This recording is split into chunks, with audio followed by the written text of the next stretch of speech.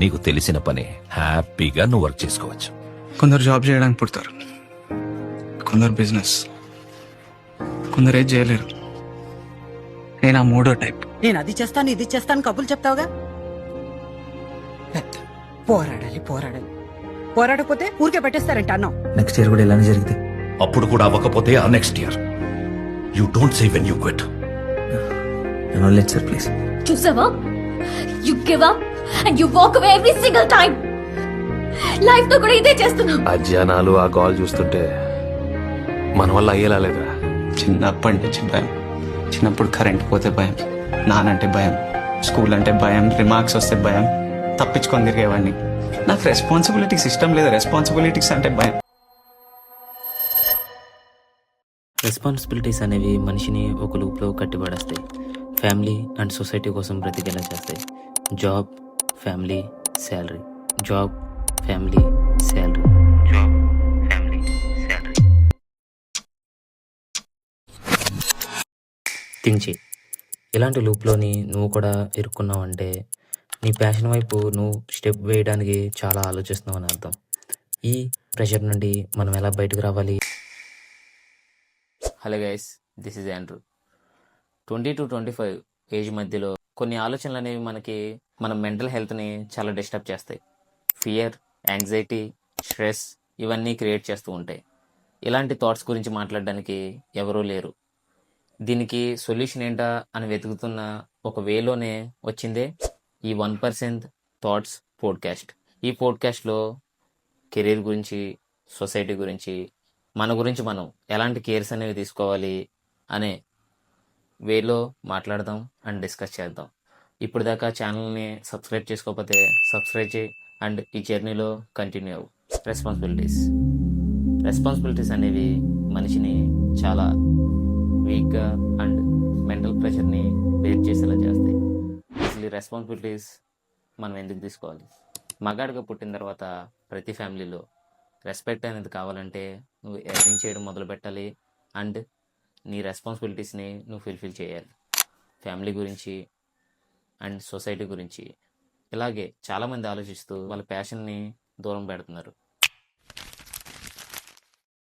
అసలు ఇలాంటి లూప్లోంచి మనం ఎలా బయటకు రావాలి?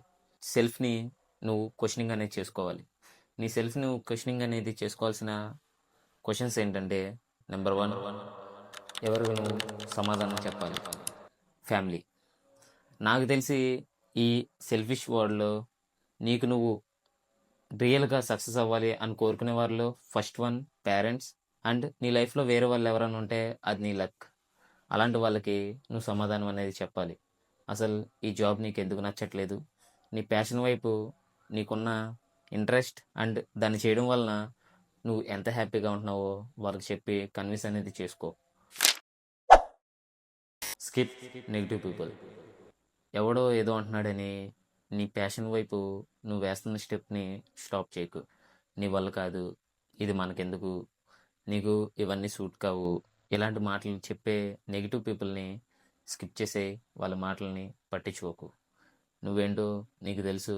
నీ పని పట్ల నీకున్న క్లారిటీతోనే వాళ్ళకి సమాధానం అనేది నువ్వు చెప్పు.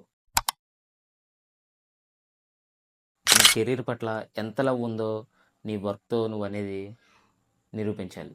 డైలీ నీ ప్యాషన్ కోసం ఉన్న టైంలోనే వర్క్ చేయి. ఎంత వర్క్ పెడతావంటే 100% నీ యొక్క క్యాపబిలిటీని దానికోసం యూజ్ చేయాలి. ఈ ప్రాసెస్లో నువ్వు రియల్లీ డిఫైన్ చేయగలుగుతావు.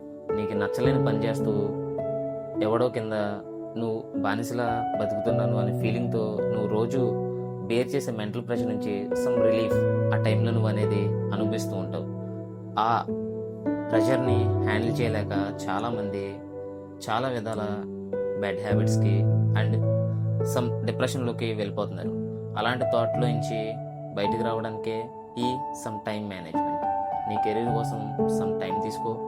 ఆ టైంలో నీకు నచ్చిన పని చేయడానికి నీ 100% పొటెన్షియల్ అనేది పెట్టు.